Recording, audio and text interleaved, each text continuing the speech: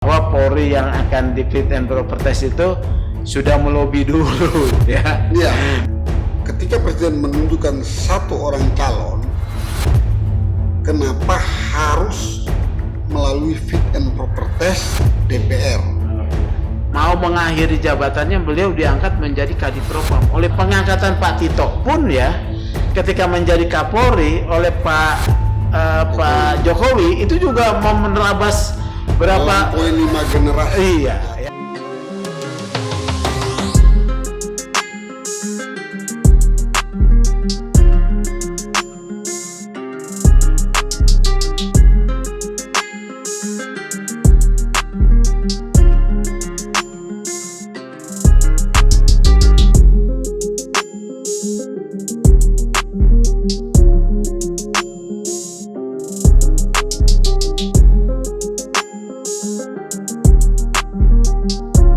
Janganlah perkara masalah hukum itu dijadikan alat untuk menjatuhkan ya. Ini juga menjadi peringatan kita semua ini. Ya, waktu itu karena calon tunggal kemudian tereliminir. Iya. Lalu kalau tidak salah Pak Badrodin Haiti yang kemudian Jadi itu ya. ketiban ininya jabatan Kapolri-nya. Ketiban berkahnya ya. Iya, ketiban berkah. Iya. Jadi begitulah ya. Ya. Nah, kalau kasus FS ya, memang ini kasus FS banyak membuka satu fenomena ya, terbongkarnya seperti konsorsium ya. Kemudian terbongkar juga soal Satgasus ya. Kemudian ketiga juga terbongkar adanya geng-geng di dalam kepolisian. Jadi memang Pak Ferdy Sambo ini terlalu muda ya, dengan jabatan yang dengan jabatan yang sangat berpengaruh ini mungkin menimbulkan arogansi ya. Sehingga kenapa dia karena dan terlalu cepat. Iya, terlalu cepat. Jadi dia dalam dirinya ada mungkin arogansi. Jadi nggak bisa mengukur emosi dan bertindak bijaksana. Karena dia udah overconfidence, Pak. Betul. Dengan jabatannya dan dia menganggap dia akan mampu mengatasi apa yang dia buat. Nah itu dia, overconfident itu yang menjatuhkan dia ya. Nah, Mas, gini lagi Mas, masalah satu lagi yang saya pikir agak cukup penting yang mungkin Mas bisa ungkapin, masalah penahanan subjektif dan objektif untuk penahanan dalam kasusnya Ibu PC ya. Iya, Ibu PC dan lainnya. Jadi saya cuma mau nanya, prestasi polisi itu yang bagaimana? Mengosongkan tahanan atau memenuhi tahanan, memenuhi rumah tahanan dengan orang nih? Kalau menjawab itu nggak bisa tunggal nih Bung ya. Jadi polisi itu hanya bagian daripada satu subsistem penegakan hukum. Ya. Polisi juga adalah berada pada posisi di ujung. Sementara yang ditangani kalau di ini hilir ya. Ya. Hulu apa hilir yang di atas ini? Hulu. Hulu ya. Hulu itu sebetulnya masyarakat kita. Kalau masyarakat ini sudah terdidik, civilized ya, kemudian taat hukum, polisi itu kerjaannya gampang. Tapi masyarakat kita ini ternyata nggak begitu. Tiba-tiba di Bogor ini, saya kemarin mendapat informasi dari Pak Kapolres, tiba-tiba muncul geng motor yang selalu bawa celurit. Lagi rame kan? Ya. Kenapa itu? Jadi saya melihat, satu, kita ini tidak taat hukum. Kedua, sedang kayaknya ada operasi intelijen. Ya. Jadi mau menyatakan bahwa polisi mau dinyatakan tidak mampu menjaga Kamtipmas. Nah ini permainan siapa? Saya juga tidak tahu. Ya. Supaya mengesankan di mana-mana kan muncul nih geng nih. Mau mengesankan polisi tidak mampu. Nah ini ada yang sedang bermain. Ya, ini bisa jadi polisi apakah menjadi tanggung jawab polisi? Tidak tanggung jawab polisi saja. Anak tawuran bukan tanggung jawab polisi, Bung. Ini tanggung jawab di rumah dan di sekolah dan lingkungan, tokoh-tokoh masyarakat dan tokoh agama. Saya setuju. Polisi hanya tinggal mengurus akibatnya dari kita masyarakat yang tidak mendidik anak-anak kita dengan baik. Makin narkoba, berantem, melakukan tindak pidana, ujung-ujungnya kan akhirnya polisi yang berat. Ya. Jadi memang menjawab pertanyaan itu agak sulit nih ya. Ini sosiologi hukum ini ya. Jadi maksud saya begini, memang harusnya peran polisi itu ada dua sisi, karena sesuai dengan Tribrata, melindungi, mengayomi. Ya. Nah, mengayomi maksud saya begini Pak Sugeng, kalau ada sekelompok orang main judi dengan barang bukti duit Rp5.000, ditangkap juga, ditangkap dan harus ditahan, itu kan rasa-rasanya gimana? Diskresi gitu? bisa diskresi ya. Jadi di polisi itu ada dikenal diskresi. Bahkan sebetulnya judi ini tidak 100% bisa disebut sebagai kejahatan kalau menurut saya ya. Ya, tidak disebut sebagai kejahatan. Dia juga bisa budaya. Pada tahun baru Cina ya. Tahun baru Cina nih sejarahnya. Udah pasti. Orang itu memang bermain judi untuk membuang sial. Ya, untuk membuang sial masalah-masalah yang tahun yang lama dibuang di sialnya di sana itu ya. Jadi memang tidak ini. Yang tidak boleh itu adalah penegak hukum melindungi perjudian ya. Melindungi gitu ya. Jadi kalau misalnya judi yang yang bangsa iseng-iseng 5.000, iya sebetulnya dia dicatat saja. Kalau menurut saya dicatat saja, karena juga nanti kalau ditangkap kan memenuhi tahanan penjara ya. Ditangkap saja, jangan diingatkan ya, diingatkan. Kalau ketangkap lagi ya, kau ditangkap ya. Sebenarnya mungkin Pak Sugeng, saya apresiasi banget sama Pak Kapolri. Untuk menghindari yang tadi kita bicarakan itu, dia sudah mengeluarkan apa istilahnya restorasi justice. Iya. Tetapi saya nggak tahu apakah restorasi justice ini bekerja efektif, terutama di daerah-daerah. Nah ini perlu memang peran. Di polsek-polsek yang di pedalaman sana, restorasi justice ini bisa dimanfaatkan oleh masyarakat ya. Iya. Kadang-kadang aparat polisinya nggak paham juga. Itu dia. Adanya perkap tentang restoratif justice, peraturan kepolisian Perpol atau perkap tentang restoratif justice, ini kalau sampai daerah-daerah ini tidak paham. Oleh karena itu perlu polisi mensosialisasikan. Tapi mungkin IPW juga harus hadir di sana, Pak. Gitu ya. IPW ini terbatas daya sumber dayanya. Tapi kita bersedia, misalnya kita diundang kalau memang bisa ya memberikan penyuluhan, bersedia. Tapi mantap. Bersedia kita misalnya memberi penyuluhan. Untuk membangun keadilan yang baik memang harus melibatkan semua pihak ya. Apalagi IPW adalah mitra yang betul-betul mau membuat tubuh institusi Polri yang kita cintai ini jadi bagus. Harus bagus. Kita butuh Polri yang kuat dan juga baik ya, profesional, humanis gitu, bersih ya, bersih seperti cita-citanya Pak Hugeng, Imam Santoso dulu. Begitu Bung. Nah, tapi ada satu ini, mungkin, tapi saya yakin Pak Sugeng tahu. Jadi dalam kinerja seseorang, baik itu Kasat atau Kapolres, atau gini, lazimnya begini. Misalnya saya nih, saya seorang Kasat narkoba. Saya ditargetkan setiap 1 bulan harus punya 10 tangkapan. Nah, itu problem. Nah, kalau udah tangkapan ke-11, itu urusan saya. Lu boleh pulang deh, yang penting kasih saya duit. Itu gimana itu? Jadi, disinilah penyalahgunaan kewenangan. Kayak Bung Yongki. Jadi, dalam kasus-kasus narkoba, terjadi banyak sekali penyalahgunaan kewenangan dalam penegakan hukumnya. Ya, memang ada sistem target. Saya mendengar juga. Tetapi yang banyak penyalahgunaannya. Bahkan ya, kenapa narkoba? Kita harusnya kepada pencegahan supaya narkoba itu tidak beredar, tidak disalahgunakan. Tetapi oknum-oknum polisi yang nakal, dia tuh memelihara para bandar-bandar kecil. Iya, itu yang saya dengar juga. Ada istilah operasi petik, Ya. tukar kepala, ya. Ini ada nih. Ini yang di Polsek dan Polres, ya. Jadi kalau mereka harus mencapai target, mereka sudah tahu. Mereka tangkap kalau lu harus ganti kepala. Ya.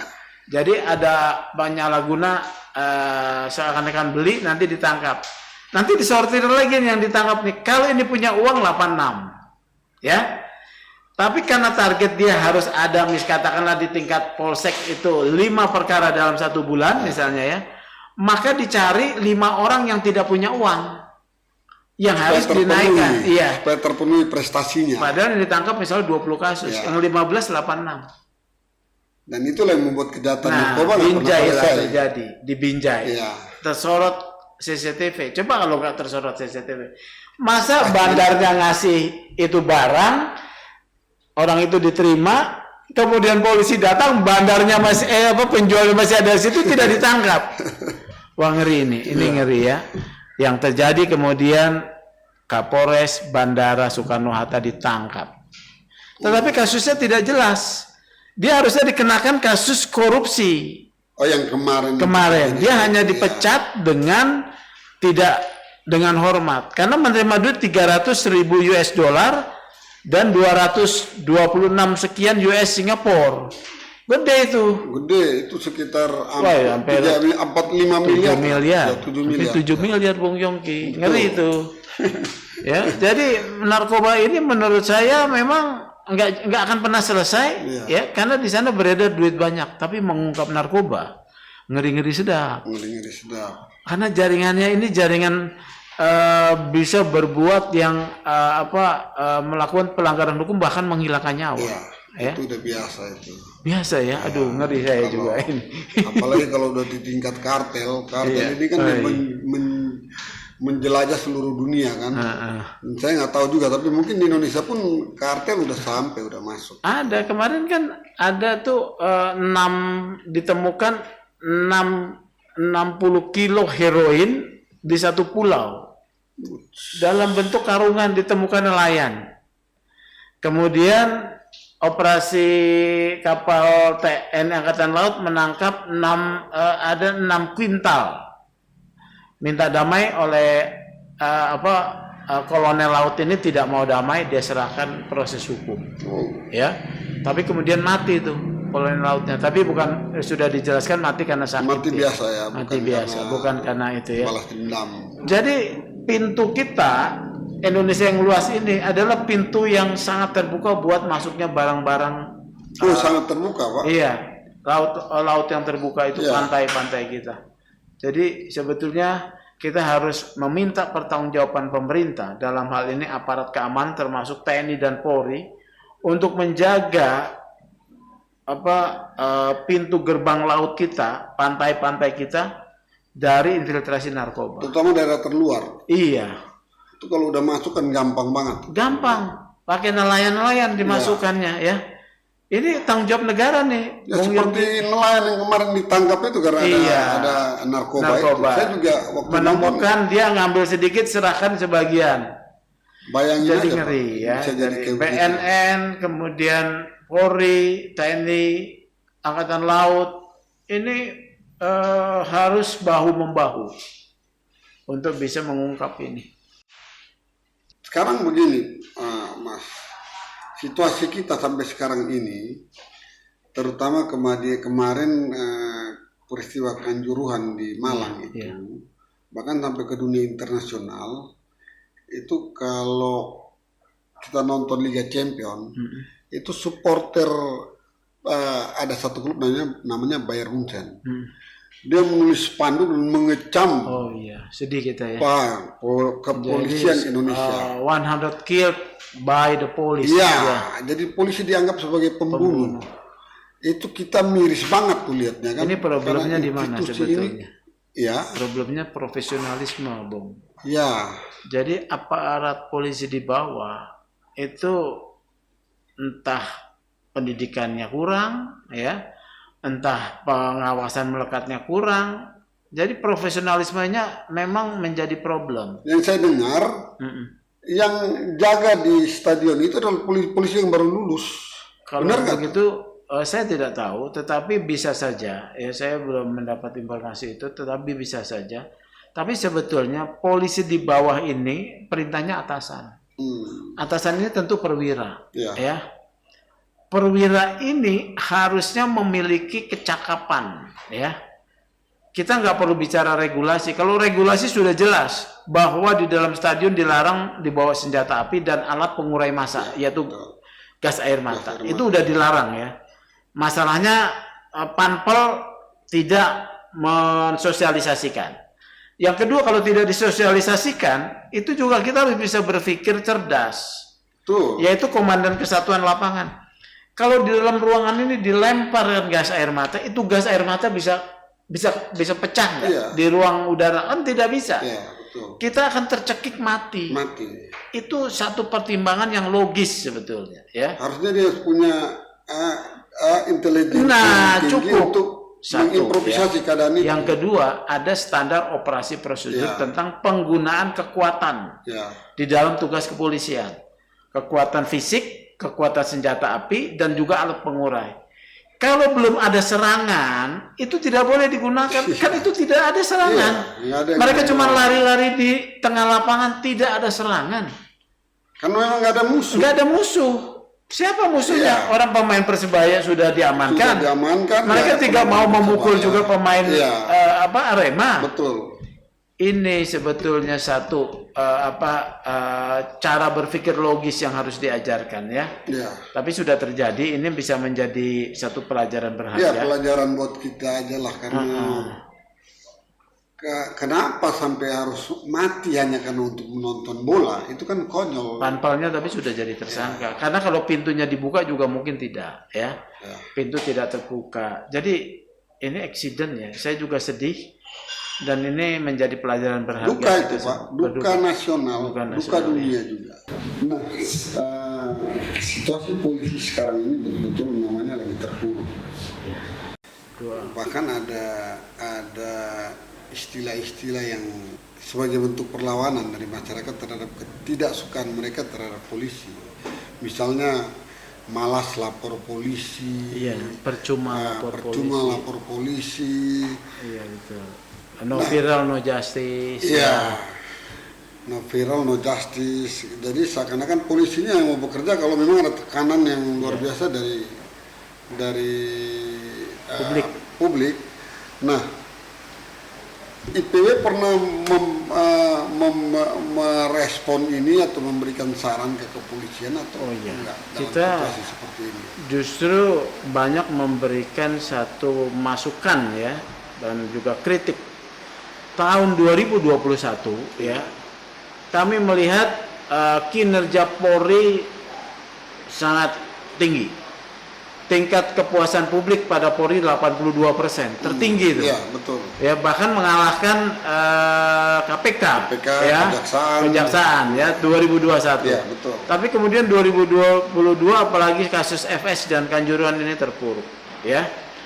Oleh karena itu, ya, kita Pak Kapolri berusaha membuka keran kritik, dan Kapolri kita ini harusnya kita apresiasi loh, ya. Beliau bahkan mengadakan mural, ya, lomba mural mengkritik Polri, ya, ingat kan lomba mural mengkritik Polri, bahkan mengkritik sahabat polisi, ya. Jadi menurut saya itu bagus, ya. Polri terbuka. Saya setuju. Polri terbuka. Kalau Kejaksaan malah saya kritik ketika Alvin Lim mengkritik Kejaksaan, ya. Alvin Lim dilaporin oleh seluruh Kejaksaan, nyaris semua beberapa jaksa melaporkan dia. Waktu Alvin Lim mengkritik Polri, keras sekali Alvin Lim, ya. Alvin Lim, anggota polisi tidak ada yang melaporkan dia. Ini berbeda. Artinya Pak Kapolri ini tahu ini negara demokrasi, ya. Jadi kritik kepada Polri itu adalah obat yang bisa menyembuhkan problema, katakanlah sakit ini, ketidakpercayaan. Jadi ini harus kita apresiasi loh Pak Kapolri, ya. Kalau untuk Pak Kapolri Pak Listio sendiri, saya sangat respect sama beliau. Karena dia punya terobosan-terobosan yang betul-betul hebat. Itu saya akui. Nah, jadi kalau untuk kinerja Pak Kapolri sampai sekarang ini saya masih kasih beliau kita dukung lah plus ya. lah, iya, Kita karena dukung dia punya spirit. orang baik, dia orang berkomitmen, khususnya kayak kasus Sambo kemarin dia betul-betul mau menunjukkan bahwa dia nggak ada takutnya sama Sambo. Iya. Makanya dia bilang tunjukin semua pelakunya di media. Berhentikan Sambo dengan tidak hormat, itu yang memberhentikan Sambo itu institusi. Iya. Bukan wanjak atau apa istilahnya atau Kapolri enggak, tapi institusi atas nama institusi dia Komisi Kode Etik ya menolak bandingnya Sambo. Iya. Itu satu pemikiran yang cerdas karena dia melawan institusi. Betul, dia mempermalukan institusi. Jadi Pak Kapolri ini kita apresiasi ya. Nah ini kan kita masuk ke tahun politik nih. Ya, betul. Tahun 2024 ya? Ya, 2024. Nah ini jadi tanggung jawabnya Pak Kapolri. Karena gini. Pertanyaannya begini, Bung. Ini kan mau masuk ke tahun politik. Apakah perlu ada pergantian Kapolri ya kan? Untuk menjaga tahun politik? Kan itu harus kita lihat ya. Nah, bagaimana sebetulnya sikap podcast ini ya? Jadi kalau menurut saya harus ada kesinambungan ya. Jadi dan juga cara, kan ini tergantung presiden nih. Ya, betul. Cara berpikirnya Pak Presiden tuh kita bisa baca. Orang yang ingin segala sesuatu tuh berjalan dengan smooth ya. Tidak bergejolak. Kalau menurut saya, prediksi saya Pak Kapolri akan menyelesaikan tugas sampai 2024. Saya juga setuju itu karena gini, kalau misalnya karena kan Pak Kapolri ini terbilang masih muda dan waktunya masih panjang juga. Iya, beliau masih. Kalau dia harus berhenti jadi Kapolri dengan usia yang muda, lalu bagaimana sisa waktu selanjutnya kan?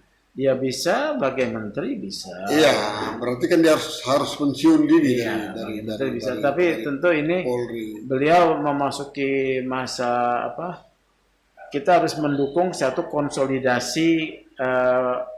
konsolidasi kepolisian untuk menghadapi pemilu 2024 ya. Masalah kita harus mendukung itu supaya pemilu 2024 itu berjalan menurut saya aman dan tertib. Ya, maksud saya itu. Nah, pertanyaan kemudian adalah bagaimana netralitas polisi terhadap itu harus dijaga. Pemilu yang akan berlangsung 2024. Di dalam peraturan kode etik kepolisian, polisi tidak boleh mendukung salah satu paslon ya, partai politik, harus netral ya, itu satu. Kemudian tidak boleh terlibat dalam politik aktif ya, politik ya. Oleh karena itu kita mendorong polisi untuk betul-betul menjalankan tugas ini secara profesional, jangan berpihak gitu ya. Polisi jangan berpihak. Tetapi yang harus kita jaga juga bersama, ya kita membutuhkan nanti itu presiden yang menjaga negara kesatuan Republik Indonesia, Bung Yongki ya. Yang berkomitmen menjaga keberagaman ya. Oleh karena itu kita mendukung kepolisian menjaga ketertiban ini, gitu ya. Udah pasti. TNI Polri juga ya harus menjaga tahun 2024. Walaupun ada nih, kan Mendagri kita mantan Kapolri ya. Justru itu. Ya. Nah, Mendagri kita mantan Kapolri, beliau tuh punya tuh kewenangan tuh untuk dalam proses penggantian akan ada 200 PJS kepala daerah. Kepala daerah. Ada semacam sindiran-sindiran. Bupatinya polisi, gubernurnya polisi, ininya polisi. Ini jangan sampai itu terjadi menurut saya ya. Dan sampai itu terjadi. Karena kalau itu terjadi, maka polisi akan kemudian dinilai lagi berpolitik nih ya. Jangan. Namanya akan semakin lebih baik pengganti itu adalah orang-orang sipil ya. Dan punya track record. Iya, track record yang baik ya.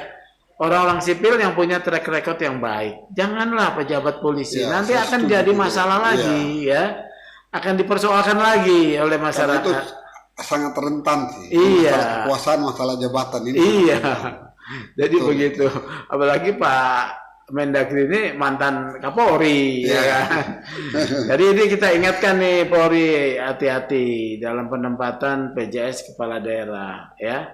Tapi sudah dikeluarkan kok aturan-aturan bahwa bukan TNI atau Polri, ya. Jadi sudah Syukurlah kalau diterbitkan, begitu, ya. jadi kita bisa Jadi Bung Yongki bisa juga. sedini mungkin menghindari berbagai bentrok kepentingan. Iya, iya. Konflik interest. Sebelum kita akhiri ini, Pak Sugeng, Iya. saya ingin menyampaikan begini. Kalau Pak Mahfud bilang 60 tahun polisi jelek, lebih baik 60 tahun polisi jelek daripada 1 hari Tanpa polisi. tanpa polisi. Oh, iya, iya. Nah, kalau saya lain. Saya ingin mengatakan bahwa polisi itu adalah bagian dari 9 bahan pokok. Oh gitu ya, Ya. kebutuhan kita ya. Kebutuhan mutlak itu. Karena apa? Karena ya akhirnya dia semacam beras atau gula atau apa, nggak ada kebutuhan polisi. kita, Repot. Jadi mau gimana pun juga memang kita butuh polisi dan harus mendukung dia. Iya, jadi memang pernyataan Pak Mahfud itu sebetulnya ekstrim ya. 60 tahun kita punya polisi yang buruk lebih baik daripada 1 hari tanpa polisi. Ya memang benar kalau ketiadaan polisi kita. Bukan saya mau membenarkan, maksudnya 1 hari tanpa polisi itu akan terjadi chaos. Ya. Orang toko-toko akan dijarah, ya kan? Kan tentara digerakkan harus atas perintah panglima, ya kan? Kalau panglima kemudian ini urusan dalam negeri kan nggak bisa menggerakkan, Nggak bisa. ya. Makanya itu memang kita mau menyatakan kita butuh institusi polisi, ya. Institusi polisi yang kuat, yang diisi oleh para anggota polisi sebagai bayangkara negara yang berjiwa tribrata, ya. Jadi kita butuhkan itu. Oleh karena itu rakyat harus mendukung dengan apa? Dengan kritis, bukan dengan rasa takut, ya. Kan banyak nih rakyat takut sama polisi. Takutlah ngomong sembarang tangkap di penjara. Nah, polisinya juga harus memperbaiki diri dong, ya. Jadi kita butuh polisi yang baik, tapi rakyat juga harus mendukung dengan taat hukum dan kritis. Kalau menurut saya, ya. Supaya polisi-polisi yang oknum ketika menghadapi rakyat yang kritis diingatkan. Jadi di situ fungsinya kita semuanya. Gitu Bung Yongki. Oke, sebagai closing statement nih, Pak Teguh, kira-kira IPW punya ide atau gagasan apa yang bisa melihat situasi sekarang ini ya, mulai dari kasus Sambo, kasus Kanjuruhan, ada kasus-kasus lain, itu kira-kira IPW ada sesuatu yang bisa diberikan kepada institusi ini, ada bersinergi, maksudnya supaya tragedi-tragedi seperti ini nggak perlu terulang lagi. Karena begini, kalau saya setiap ganti Kapolri kan selalu didengungkan reformasi. Tapi bagi saya bukan reformasi, itu hanya merupakan satu terobosan. Kan terobosan itu parsial. Kalau reformasi kan harus menyeluruh. Nah, reformasi ini belum pernah nyampe. Terjadi ya. Iya, kalau ganti Kapolri dia buat langkah terobosan ini dengan jargon baru. Iya, dengan jargon baru. Presisi. Iya, itu kan parsial itu ini. Nah, kira-kira apa yang bisa kita berikan buat yang sebetulnya ini saling berkait ya Bung Yongki ya. Saya mengingatkan masyarakat, pertama kita taat hukum ya. Semua menyelesaikan problematikanya harus menggunakan satu cara dalam proses hukum. Jangan main hakim sendiri. Yang kedua, kalau masyarakat sudah taat hukum, Pak polisinya juga membenahi diri ya, supaya melayani masyarakat sesuai dengan ketentuan hukum dan undang-undang. Jangan menyalahgunakan kewenangan. Kalau ini kedua ini bertemu, ini Kamtipmas pasti akan terjalin dengan baik.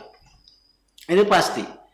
Tapi kalau rakyatnya sendiri kita ini semau gue ya, kemudian polisinya dipicu dengan polisi yang oknum babak belur gitu. Babak belur Ya. pasti. Jadi Betul. oleh karena itu kedua belah pihak. Ya. Rakyat taat hukum juga kritis pada oknum polisi. Polisinya juga kita berharapkan polisi yang baik, ya, humanis, profesional, sehingga suasana Kamtipmas yang kondusif, aman akan tercipta menurut saya. Seperti itu, Bung Yogi. Ya. Oke, jadi saya pikir sudah banyak yang kita bahas dan saya mengucapkan atas nama Jong Syndicate, kami mengucapkan banyak terima kasih ke Pak Sugeng yang sudah mau datang dan memberikan informasi, pengetahuan dan edukasi kepada Jong Syndicate dan terutama nanti kepada sindikat lovers yang menonton podcast ini. Semoga bisa memberikan dampak yang positif bagi bangsa ini dan bagi banyak orang. Terima kasih, Bung Yogi.